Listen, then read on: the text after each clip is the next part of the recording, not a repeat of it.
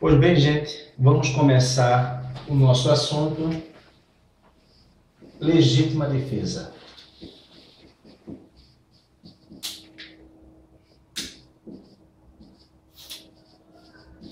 E estado de necessidade.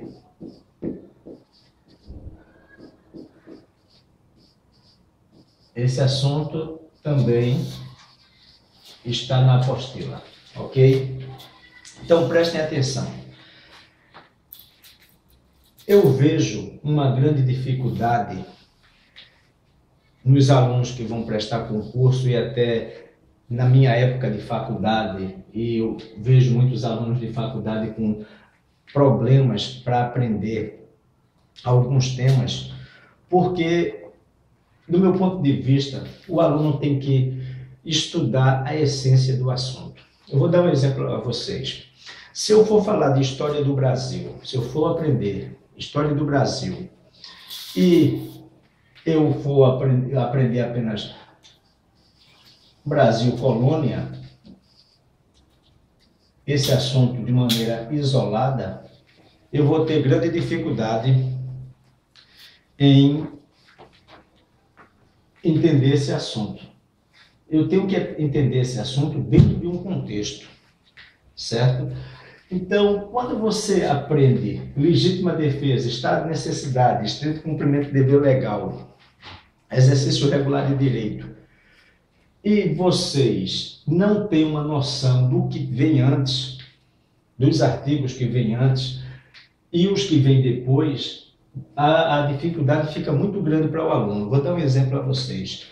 Tudo que vocês forem aprender, eu falo sempre que nós devemos aprender do artigo 1º do Código Penal ao artigo 31, ok? Porque o 32 é referente à pena, é muito importante também, mas se você ter uma ideia do artigo 1º ao 31, você já tem uma grande bagagem, do artigo 1º ao artigo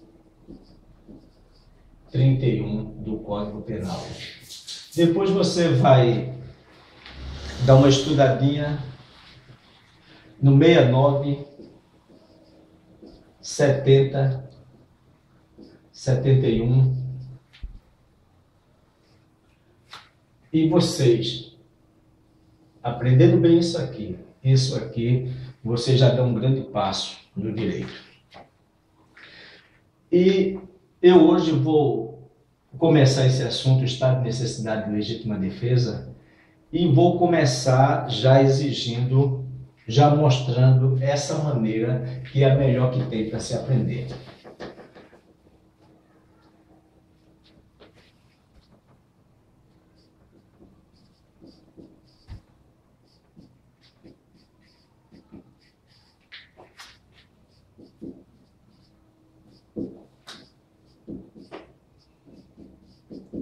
Isso está na apostila.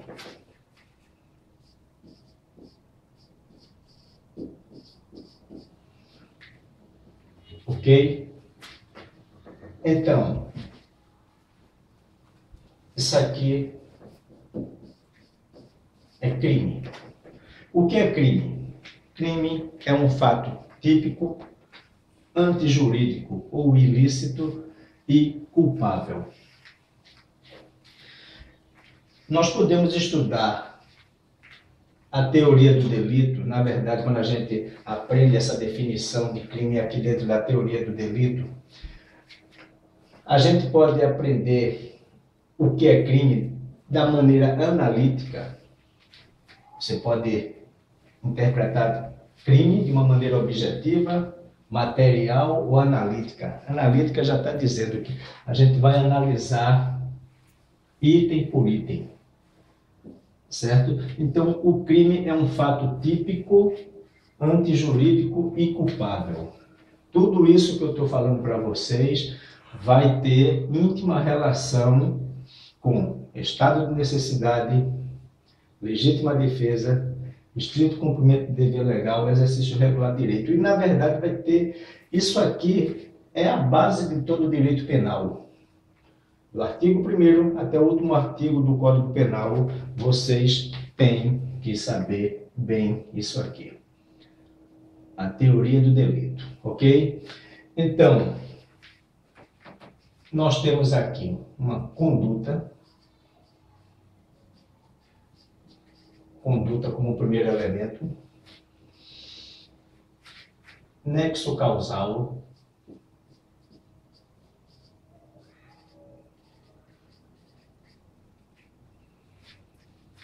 resultado e tipicidade.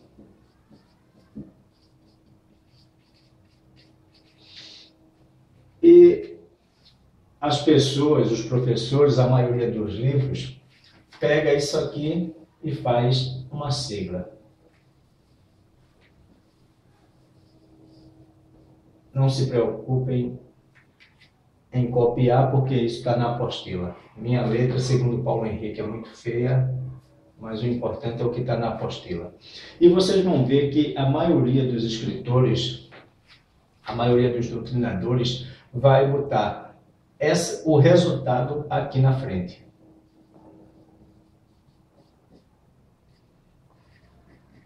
E eu faço essa inversão e vocês vão saber o porquê. Eu coloco conduta, nexo causal, resultado e tipicidade.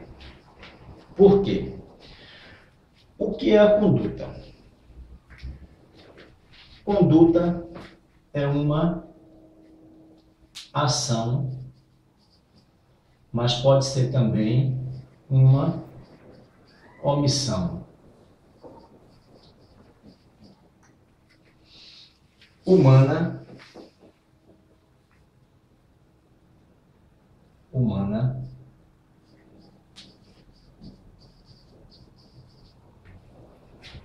voluntária, tem que ter vontade, não pode ser coagida, dolosa ou culposa,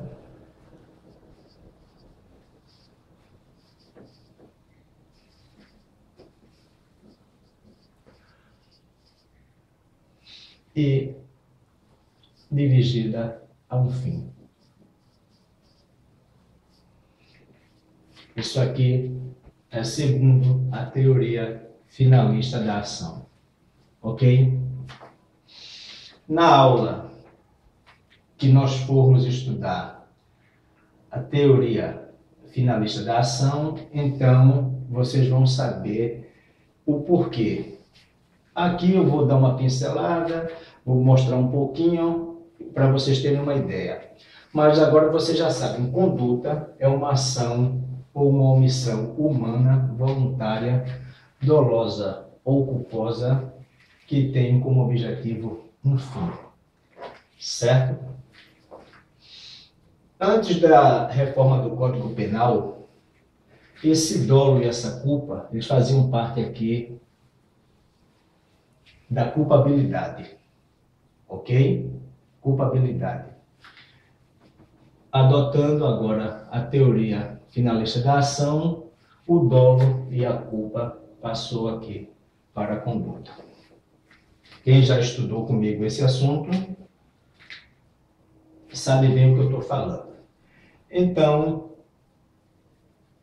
eu tenho conduta, nexo causal, resultado e tipicidade. E o que seria o nexo causal? O nexo causal, imaginem que ele é um elo de uma corrente. É uma ligação entre a conduta e o resultado. Ok? Isso para os crimes de resultado. Falando dessa maneira fica um pouquinho complicado, mas vamos abordar cada assunto, cada item desse, mais vagarosamente. Então, eu com minha conduta positiva, uma ação, eu agrido aqui nosso colega Bruno. Eu dou um murro em Bruno, certo? Com a minha conduta, eu causei um resultado, ok? Eu causei uma lesão corporal em Bruno. Lesão corporal, certo? Novamente, conduta, uma ação ou omissão humana voluntária. Eu não fui coagido. Imaginem o seguinte, que alguém diga assim, ou você agride Bruno, ou eu mato seu filho. Essa conduta seria voluntária? Não. Seria uma conduta involuntária. Eu não tenho vontade, a minha vontade não era fazer aquilo, eu estou fazendo, existe, na verdade, uma coação, certo? Temos condutas involuntárias, como o arco reflexo, né? Você, de repente, pode bater no rosto de alguém, virar-se repentinamente e acertar o rosto de alguém, mas essa vontade volitiva, certo? Essa vontade não vai existir nessa coação, ok? Então, com minha ação, eu agredi Bruno. Teve um resultado, uma lesão corporal. E houve um nexo causal. É a relação, uma relação física, na verdade, entre conduta e resultado. Com minha ação, houve esse nexo, essa ligação e aconteceu esse resultado. E o que seria tipicidade? Eu ia até trazer aqui para vocês, como exemplo, um quebra-cabeças, certo? Onde você vai ter várias peças. Você sai encaixando as pecinhas, né? Um joguinho aqui, você vai colocando as pecinhas aqui dentro. Vocês conhecem bem o que é um quebra-cabeças. E a tipicidade, ela funciona mais ou menos dessa maneira. Você tem uma conduta onde ela vai se encaixar perfeitamente dentro de um artigo de uma lei penal. Como vocês sabem, nós temos o Código Penal e temos outras leis penais especiais, como, por exemplo, a Lei de Entorpecentes, a Lei do Crime Organizado, a Lei de Drogas, certo? São leis penais especiais. E o Código Penal, ele diz lá no artigo 121, acredito ser o mais famoso, matar alguém.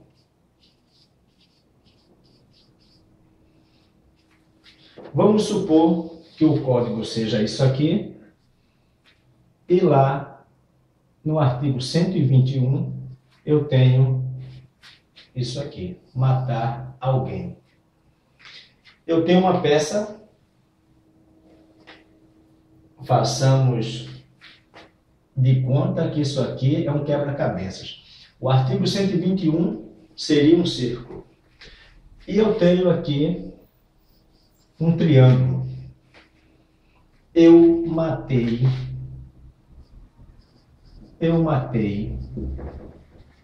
um gato. A peça 121 é matar alguém. Eu tenho essa peça aqui, eu matei um gato. Ela vai se encaixar aqui. O código está dizendo matar alguém. O gato é alguém? Não, o gato não é alguém. Então essa peça que eu tenho aqui, esse triângulo, ele não vai se encaixar aqui. Eu matei Bruno. Bruno é o alvo de todos os exemplos aqui nessa sala. Certo? Então, eu matei Bruno. É essa peça. Ela vai se encaixar aqui em matar alguém. Vai. Bruno é um ser humano. Bruno é alguém. Bruno é uma pessoa. Então, vamos raciocinando. O Código Penal, ele vai trazer na sua parte especial definições de algumas condutas. Ele vai dizer que aquela conduta, ela está prevista no Código Penal e se alguém praticar uma conduta que se encaixe perfeitamente no que diz o Código Penal, essa conduta será criminosa. Reparem, o Código Penal diz assim: não matar alguém. O Código Penal diz não roubar. Não roubar. Diz? Não, o Código Penal não diz não roubar. Ele diz subtrair coisa alheia móvel mediante violência ou grave ameaça. Então, eu, armado, com uma faca peixeira, me dirijo para Rafaela. Então, eu chego lá e digo: Rafaela, eu quero que você passe seu celular. Rafaela, mediante essa grave ameaça, ela me entrega o celular. Ela vai até uma delegacia, ela vai dar notícia desse fato, chamado notícia crime. E o que é que vai acontecer? O delegado vai tentar encaixar minha conduta. Eu tinha uma arma, que era uma faca, e eu ameacei Rafaela. Ok? E ele vai lá no artigo 157 e está lá. Subtrair. Eu subtraí o celular dela. Subtraí. Mediante violência, eu usei de violência com ela? Não. Para com ela? Não. Eu a ameacei? Sim. Aí ele diz, subtrair, ele subtraiu.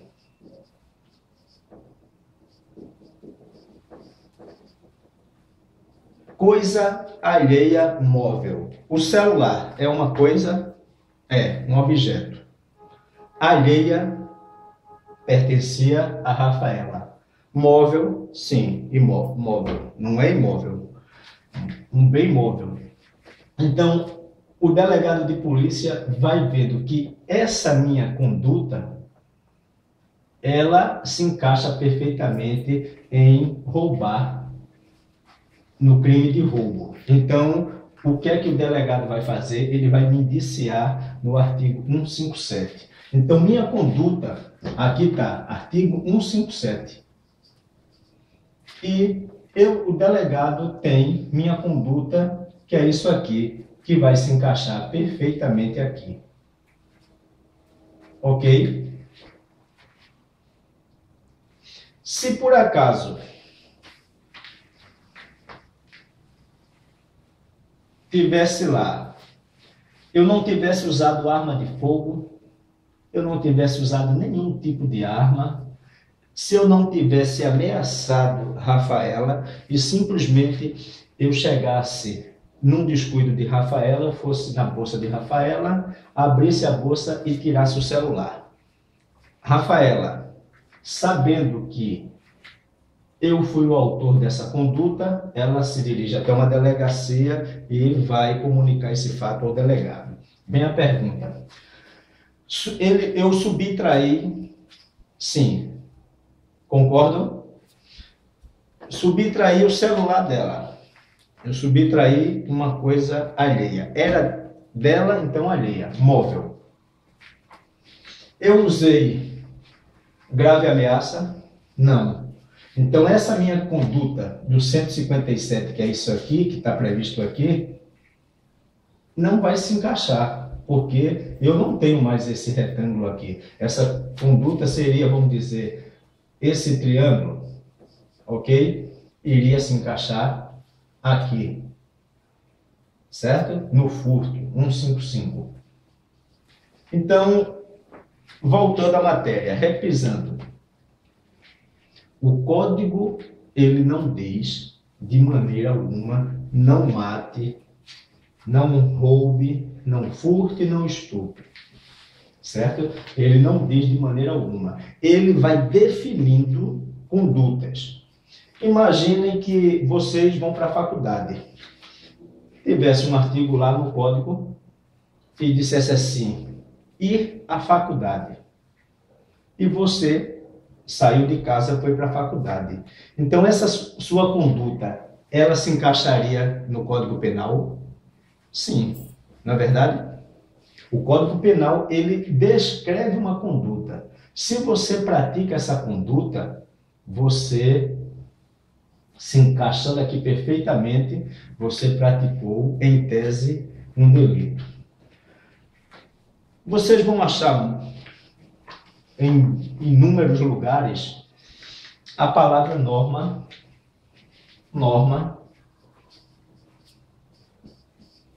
e lei. Será que norma significa a mesma coisa que lei? O que é que vocês acham?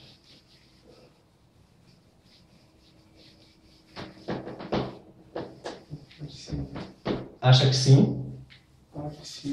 Parecido. Será que dá para botar isso numa prova? É parecido? Eu vi um dia uma pessoa definindo isso muito bem. Eu estava assistindo a um programa, acredito que na TV universitária, e tinha um ministro do Supremo que ele aposentou-se, Eros Grau. Então, Eros Grau, o Supremo estava sendo alvo de várias críticas, onde as pessoas estavam dizendo: o Supremo está fazendo lei. E Eros Grau, ele foi a esse programa e ele disse uma coisa muito interessante. Ele disse: o Supremo não faz lei. O Supremo, ele normatiza a lei. Ele depreende o sentido da lei, o que realmente a lei quer dizer. Vocês vão, ao longo dessas aulas, vocês vão aprender comigo os tipos de interpretação da lei, hermenêutica. Mais precisamente, o assunto será hermenêutica. E vocês observam que as questões, os litígios, o sujeito ganha em primeiro grau, primeira instância, perde em segunda instância, recorre, vai para o Superior Tribunal de Justiça, é reformado. Por último, tem a palavra do Supremo e muitas vezes isso é reformado novamente.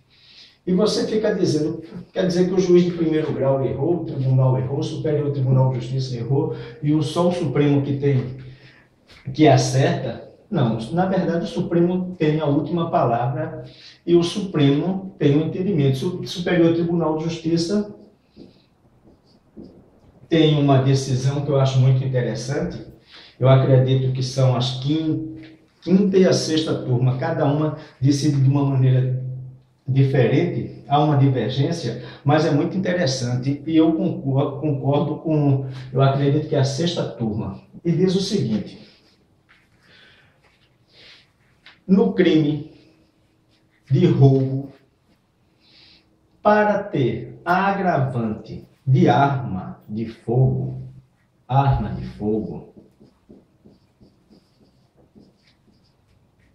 faz-se necessário a prova, apenas supre isso aqui apenas pela a prova testemunhal. Vamos explicar isso direitinho. Vocês vão ver sempre por aí essa questão, onde diz assim: o sujeito estava armado com uma arma de brinquedo. não é verdade? E as pessoas confundem e dizem assim, quer dizer que o sujeito assaltou, roubou com uma arma de brinquedo e isso não é roubo? Não, está errado, é roubo, certo? É roubo, está lá no artigo 157. Por quê? O revólver de brinquedo, essa arma de brinquedo, ela causou o quê? Subtrair coisa alheia móvel mediante violência ou grave ameaça. Ele usou de violência? Não. Ele tinha uma arma de brinquedo e ele sacou daquele revólver de brinquedo e a vítima entregou o bem ou os bens por conta dessa arma de brinquedo.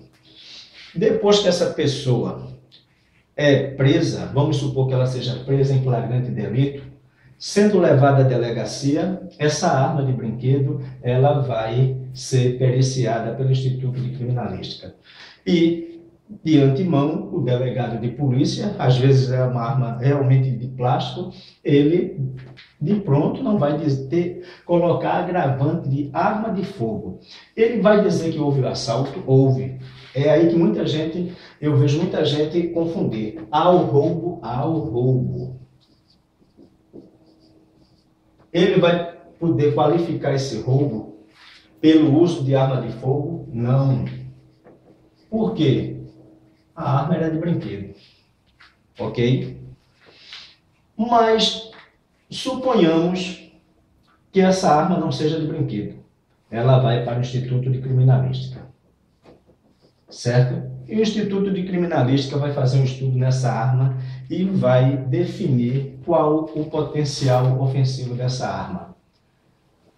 Se essa arma, ela poderia disparar um projétil, se ela está quebrada, imprópria para disparar um projétil de arma de fogo, certo? A última palavra vai ser do IC. Agora imaginem, muitos ladrões fazem o quê? Eles assaltam e eles escondem a arma.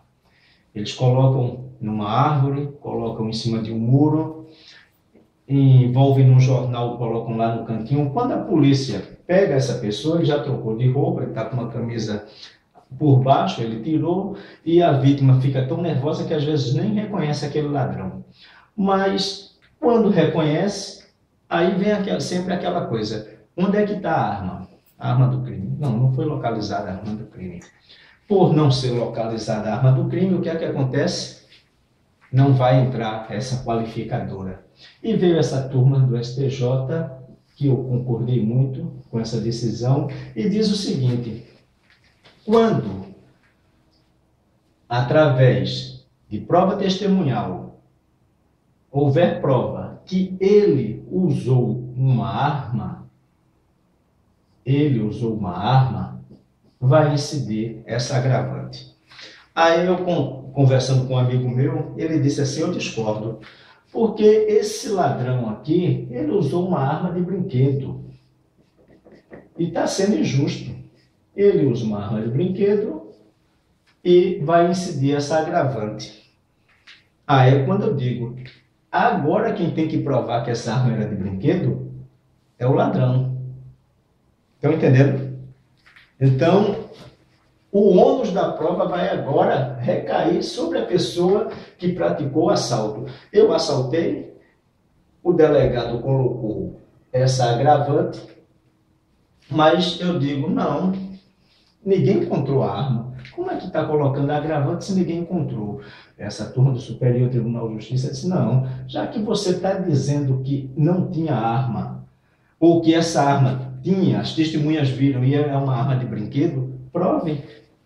Entregue essa arma de brinquedo. Você entregou no momento que você foi preso em flagrante? Não. Então, como as testemunhas viram que existia uma arma, então vai incidir essa agravante. Entenderam? Então, voltando. Crime é um fato típico, antijurídico e culpável. Essa definição tripartida porque tem 1, 2, 3.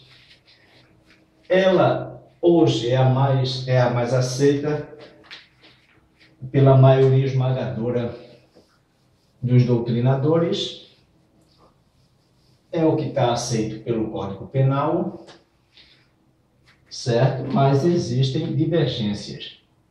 Como essa aula a gente não vai discutir isso, saibam que a gente vai ter crime como um fato típico, antijurídico ou ilícito e culpável. Então, tem que ter uma conduta, um nexo causal e um resultado. E vocês me perguntam assim, Naldo, você fala em resultado. Mas já ouvi falar que não existem crimes sem resultado. Um exemplo. Ameaça. Invasão de domicílio. Esse resultado é uma modificação no mundo externo, é uma modificação que a gente pode perceber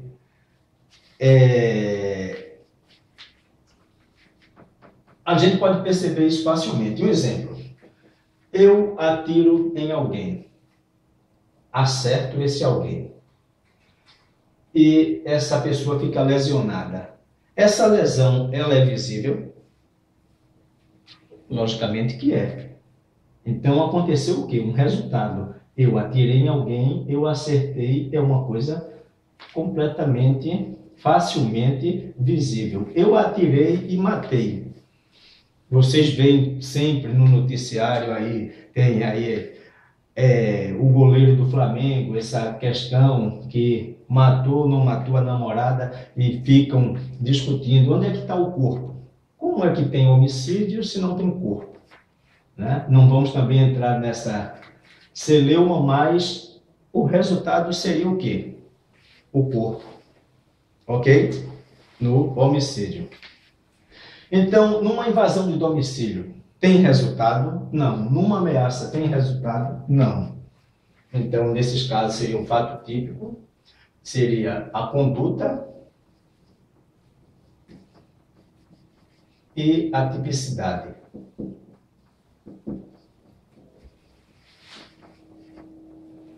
O nexo causal é o que essa relação entre conduta e resultado. Como não tem resultado, a gente não vai falar em nexo causal, porque a gente não consegue perceber esse resultado, ok? E a tipicidade?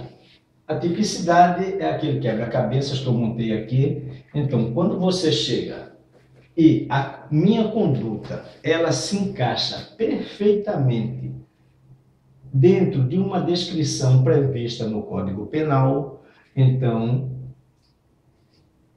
há essa relação entre minha conduta praticada e o que está previsto no Código Penal seria tipicidade.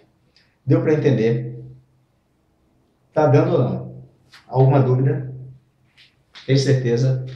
Então, crime é um fato típico. Outra coisa que eu falo sempre para vocês, quem já estudou comigo sabe, procurem descobrir o significado das palavras. Quando eu falo de típico, você não sabe a tradução de típico e o que é que vai gerar? Um bloqueio no cérebro, uma dificuldade em relação a isso. Quem lembra aqui o que é típico? É difícil falar assim, né? Realmente, eu vejo essa dificuldade. Típico é aquele que está escrito na lei. No caso, típico é aquele que não... Não. Está encaixado. Não. Eu vejo... muita gente sabe muito sobre direito. Na hora de falar, ele não consegue falar nada. Ele sabe tudo. Até numa hora da prova, ele fica muito nervoso e não consegue realizar uma boa prova.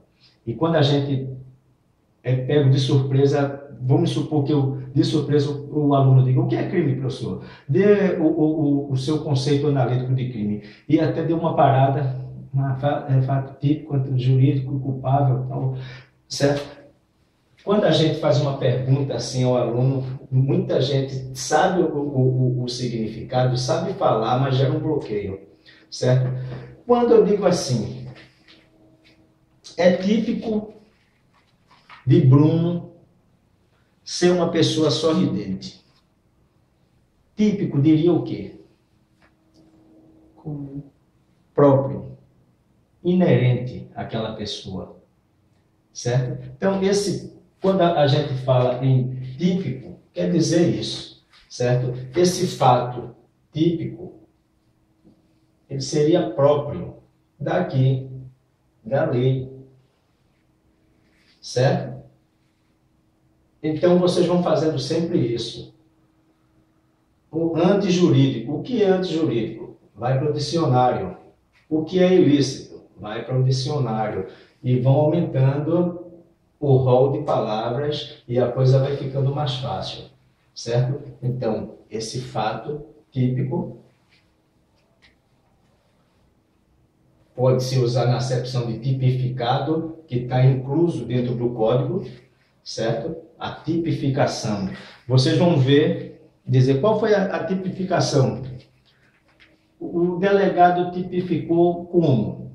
Aí diz assim, o delegado colocou como roubo. Então você já sabe, a tipificação. O delegado indiciou e esqueceu de colocar qual foi a tipificação. A gente vai estudar isso em inquérito policial.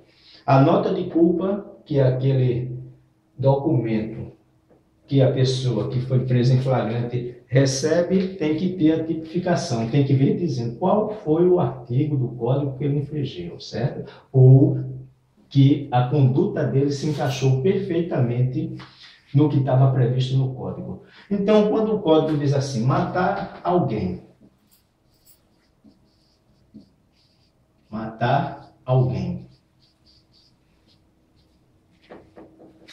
vocês entendem o que quer dizer? Se eu chegasse para você agora aqui e dissesse assim, matar alguém, será que vocês entenderiam bem o que quer dizer isso? Não é? Matar alguém. Então, vocês não entenderiam bem o que quer dizer isso. O que o código quis dizer? Houve uma omissão de um termo, uma elipse, certo? Onde ele quer dizer assim, matar alguém é fato típico, antijurídico e culpável. Ok? Então, diria, matar alguém é crime. Na Bíblia diz matar alguém? Não. A Bíblia diz o que Eros Grau falou. Eros Grau falou, não, a gente faz o entendimento, a gente faz a normatização. Certo? O que vai se desprender daqui? Alguém pensa de uma maneira, interpreta de uma maneira a lei, outro interpreta de uma maneira divergente, pode ter vários entendimentos, podem haver vários entendimentos, e vem o Supremo e dá a palavra final. Mas a gente vai ver muito por aí a palavra norma com significado de lei. Mas, para que vocês entendam a palavra, a essência da palavra, normatização seria isso, o entendimento. Então, a Bíblia diz, não matarás. Vê como é diferente. O Código Penal diz matar alguém e a Bíblia diz não matarás. Certo? E vocês ficam perguntando, o tema é legítima defesa, o tema é estado de necessidade. Mas até agora a gente não viu nada sobre isso. Quando vocês estiverem estudando artigo 14, crime consumado e crime tentado. as fases do crime, o iter criminis. Vocês vão precisar saber disso aqui. Quando vocês passarem para desistência voluntária, é necessário saber isso aqui. Arrependimento eficaz, é necessário saber isso aqui. O crime impossível, onde é uma tentativa que não é punida. Vocês precisam saber disso aqui. Quando vocês forem estudar artigo 20, erro de tipo, tipo penal, vocês vão ter que saber isso aqui. Erro de proibição, vocês vão ter que saber isso aqui. E quando vocês forem estudar agora o estado de necessidade e a legítima defesa, vocês vão precisar saber todos esses elementos aqui. Se vocês não souberem, vocês não vão aprender como deveria. Então a gente aprendeu que o fato típico, nós temos o que, lembra? Conduta.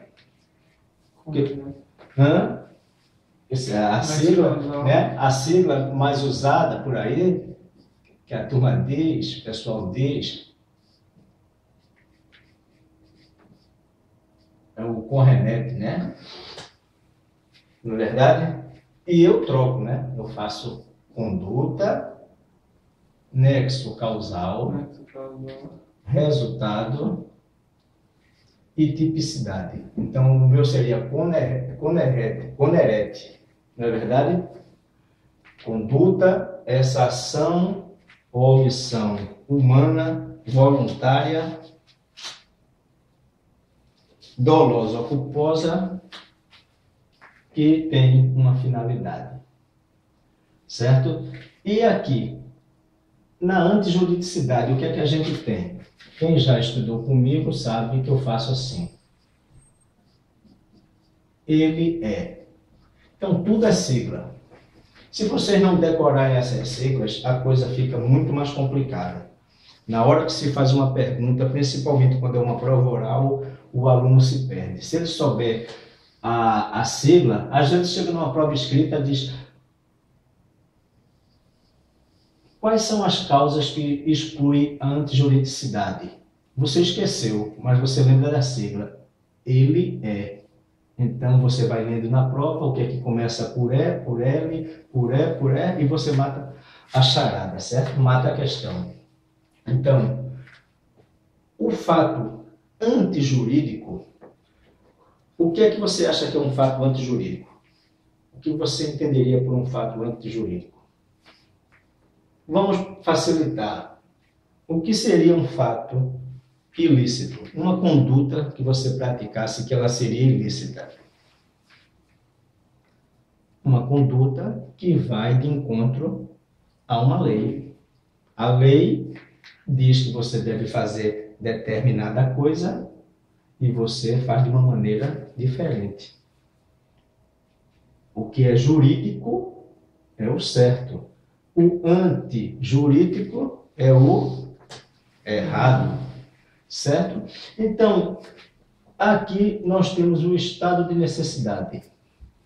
Estado de necessidade. Finalmente chegamos a ele. E nós temos aqui a legítima defesa.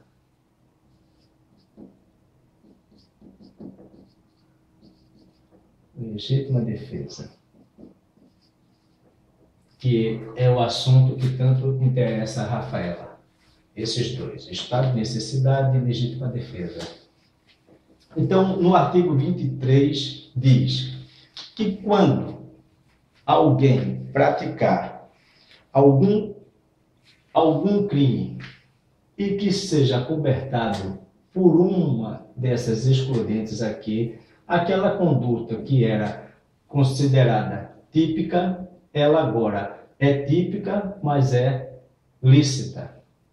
Está dentro da lei. Então, ela não pode ser considerada criminosa. Deu para entender? Eu pratiquei um homicídio. Eu matei alguém. Matar alguém. artigo 121. Certo? Então, do Código Penal. Código Penal. Então, eu atirei contra Bruno e matei Bruno. Essa minha conduta, houve um nexo entre essa minha conduta e o resultado morte, não teve uma ligação. Esse resultado morte, ele só aconteceu por conta da minha conduta. Então, houve um nexo entre conduta e resultado. Eu, diante dessa minha ação, eu vou no código, o delegado vai no código e diz: há um corpo. Hinaldo atirou e matou Bruno. Ele vai no código e encontra isso lá: matar alguém. Eu atirei e matei Bruno. Se encaixa perfeitamente aqui minha conduta. Então, ao que? A tipicidade, certo? Ok? A atipicidade. Só que, diante das minhas alegações e das testemunhas, percebe-se o quê? Que Hinaldo estava num caiaque, Hinaldo não sabia nadar, e entrando num rio, esse caiaque virou, e só quem poderia sobreviver era aquele caiaque virado, e eu me segurei ao caiaque, e Bruno também.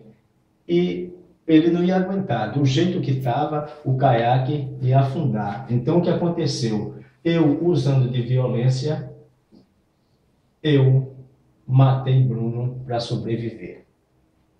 As testemunhas provam isso, e eu pratiquei esse crime acobertado por uma excludente que seria o estado de necessidade.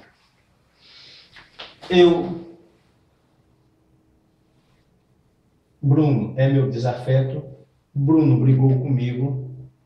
Ao passar pela rua, me deparei com Bruno, que se encontrava com uma faca peixeira. E Bruno começou a me atacar, desferindo alguns golpes contra a minha pessoa. Eu consegui tomar essa faca de Bruno e matei Bruno. Certo? Então foi configurada o que aqui? A legítima defesa. Ok? Então, houve uma conduta, uma ação ou uma omissão minha, houve uma ação. Houve um resultado, houve a morte de Bruno. Essa morte de Bruno, ela pode ser atribuída a mim, sim, pelo nexo causal, essa relação de causa e efeito. Então, Bruno morreu por conta da minha conduta. O delegado foi no código e descobriu que essa minha conduta se encaixa perfeitamente na descrita no artigo 121 do Código Penal. Então, em tese, houve um crime. Houve um crime. Partindo para o segundo requisito, que seria antijuridicidade ou ilicitude, o delegado descobre que eu matei Bruno acobertado pela legítima defesa, que seria uma excludente. Ela vai excluir essa antijuridicidade da minha conduta. Então, se não há a antijuridicidade, se essa minha conduta ela está dentro dos padrões jurídicos lícitos, então não há crime. Perceberam? Deu para entender? Exercício regular de direito. Estrito cumprimento do dever legal. Suponhamos que você esteja na varanda da sua casa, você está no seu apartamento, e você olhando para a rua, você me vê, eu e Bruno, a gente atacando alguém. Nós nos envolvemos numa briga, numa luta corporal, onde eu e Bruno seguramos uma pessoa e derrubamos essa pessoa ao chão e nós algemamos essa pessoa. Você, olhando para esse fato, você pega o celular, pega seu telefone e liga para a polícia e diz: olha, tem uma briga aqui na rua, tem 2 homens agredindo um terceiro e algemou esse homem. Chega uma viatura da PM e descobre que eu e Bruno, nós somos policiais. Veja, existia uma conduta, existia uma ação. Eu e Bruno, nós 2, estávamos praticando uma ação, certo? E essa ação resultou em lesões corporais. Nós derrubamos essa pessoa ao chão, algemamos essa pessoa. Houve um resultado, as lesões corporais, um nexo causal entre a conduta e o resultado houve, certo? O delegado foi no código e viu que houve lesão corporal. Então, artigo 129.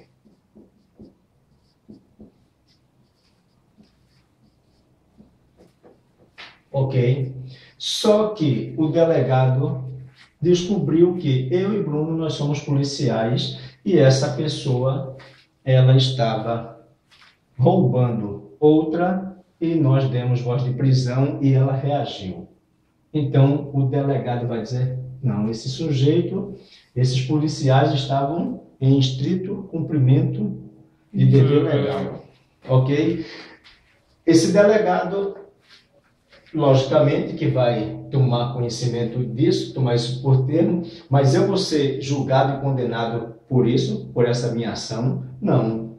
Mas vamos supor que ele tem um advogado, por conta disso, ele resolva nos processar, mas nós vamos provar que não houve um excesso e essa nossa conduta, ela foi dentro dos padrões legais. Então, houve um fato típico? Houve. Houve um fato, houve antijuridicidade nessa conduta? Não. Então, a conduta tornou-se lícita. Então, não pode dizer que minha conduta e a de Bruno é uma conduta criminosa. Ok?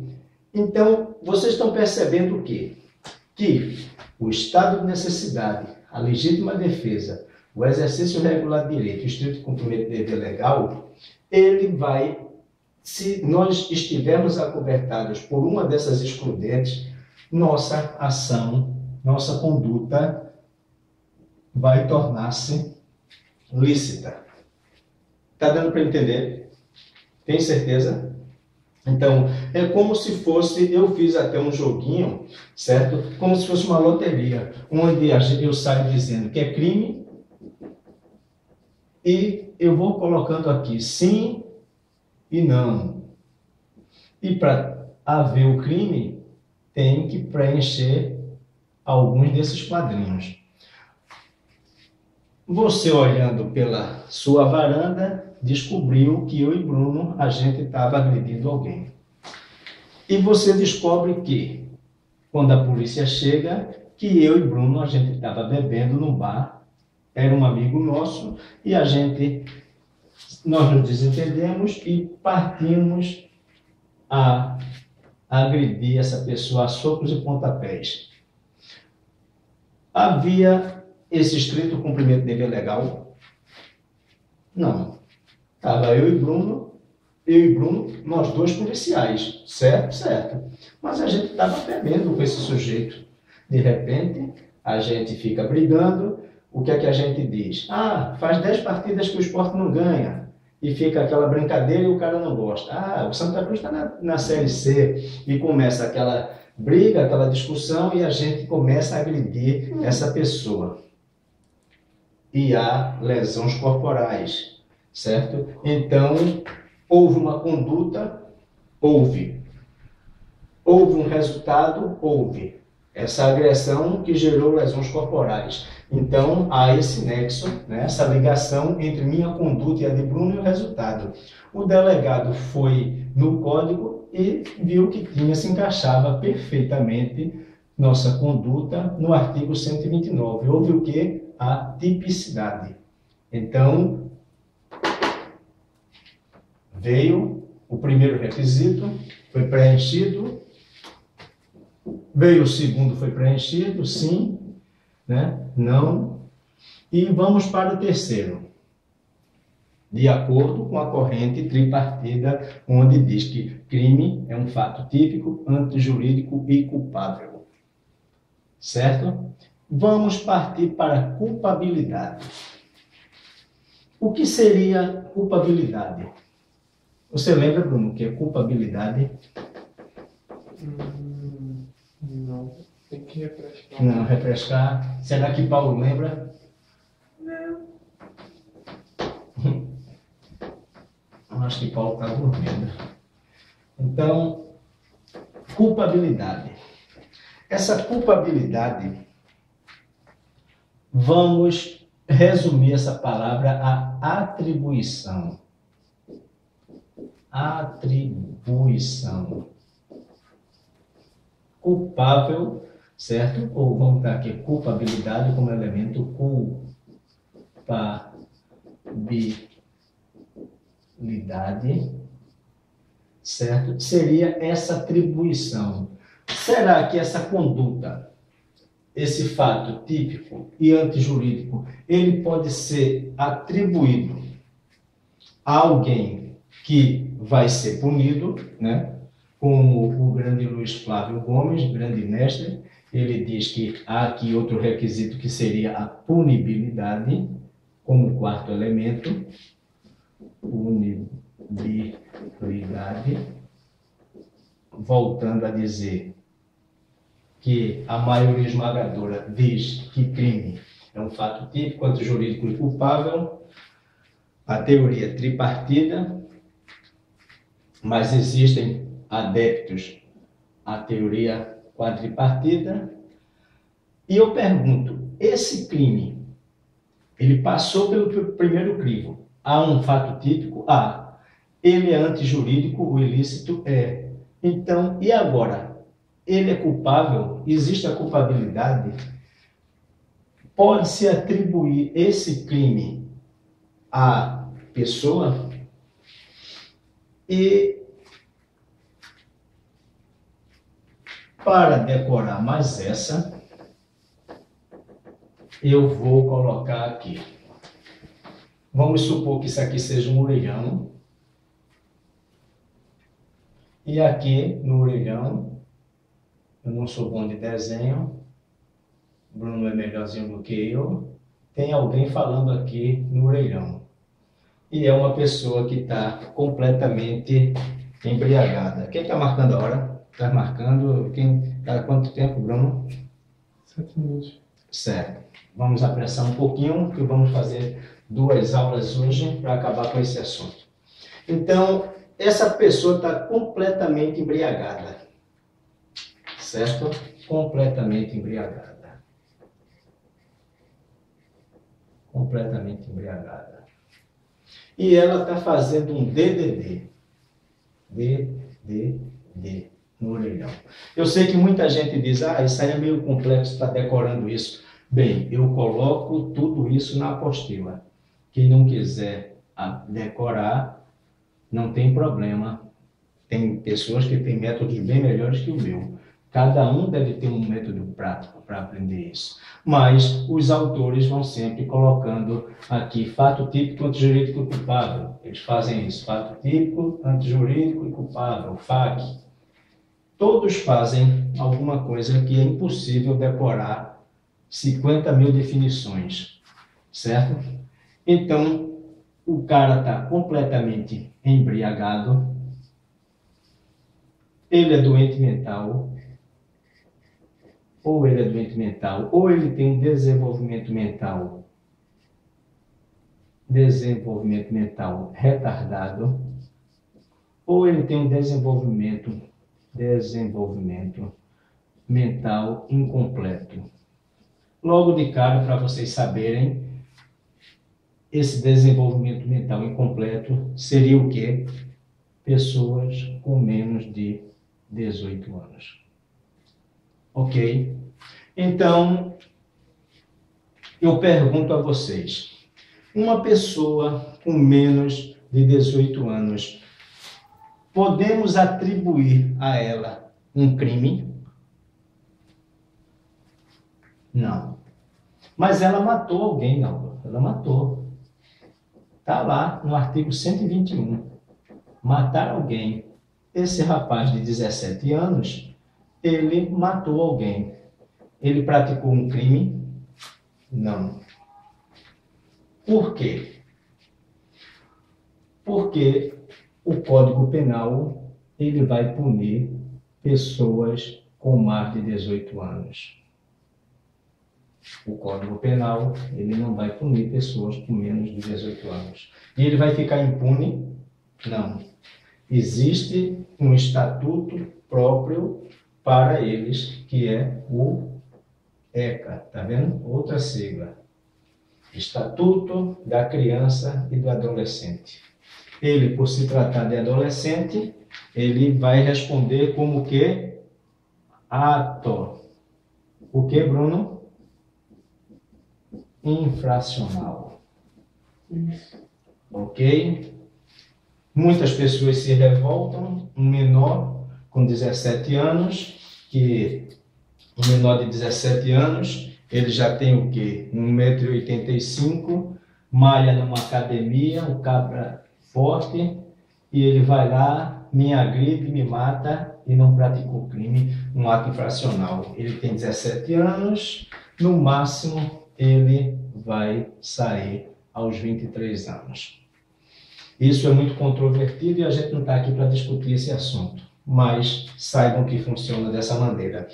E existem alguns escritores, que eu concordo também, diz que quando esse menor está com o maior, não nesse caso especificamente de homicídio, mas tráfico ilícito de entorpecentes, por acaso, e outros crimes, esse menor, às vezes, ele tem 16 anos, 17 e sai aos 23.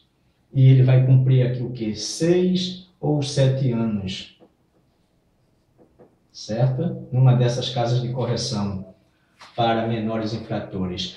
E o maior que estava com ele, por alguma benesse da lei, sai com 4 anos ou 3 anos e o menor ficou lá.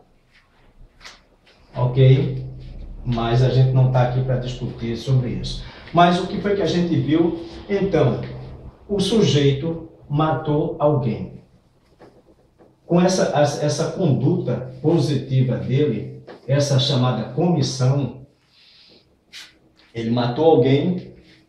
O que foi que aconteceu? Houve um fato típico. Foi contra a lei, vamos ver.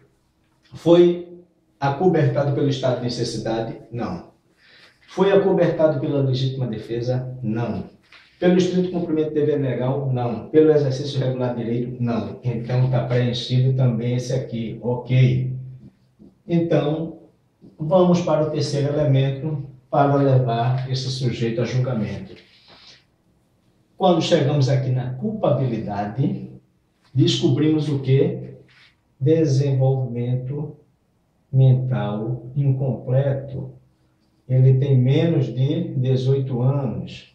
Então, esse último caiu por terra. Então, isso aqui é um ato infracional. Não, descobrimos agora, depois de algum tempo, que ele mentiu. Ele tinha, na data do fato, 18 anos. O que é que acontece? Aí sim, esse último requisito aqui foi preenchido. Então, há crime, agora há crime. Deu para entender? Então, quando eu digo para vocês, vamos estudar legítima defesa, vamos estudar estado de necessidade, E se a gente não aprende isso aqui, a gente não está fazendo nada. Você vai estudar, pode até tirar uma nota boa na prova, aí na faculdade, mas você vai esquecer rapidamente disso. Quando o professor colocar uma questão um pouquinho mais complicada, você não sabe resolver. Mas você não decorou, certo? Você não decorou, você aprendeu isso aqui. Então, a questão que o professor colocar, você consegue resolver, porque você aprendeu. Primeiro, vamos interpretar aqui analiticamente, certo? Então, chegamos ao estado de necessidade. O estado de necessidade, eu começo por uma grande diferença entre estado de necessidade, vou falar só sobre isso e a gente continua na próxima aula. E o estado de necessidade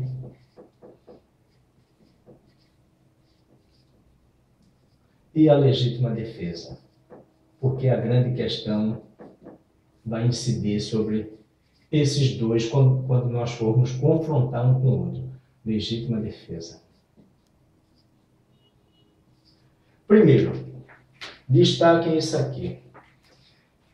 A legítima defesa, ela só pode ser configurada quando há uma agressão humana. Hinaldo, eu passando aí na frente, eu vi uma cena. Eu vi um cachorro atacando uma criança.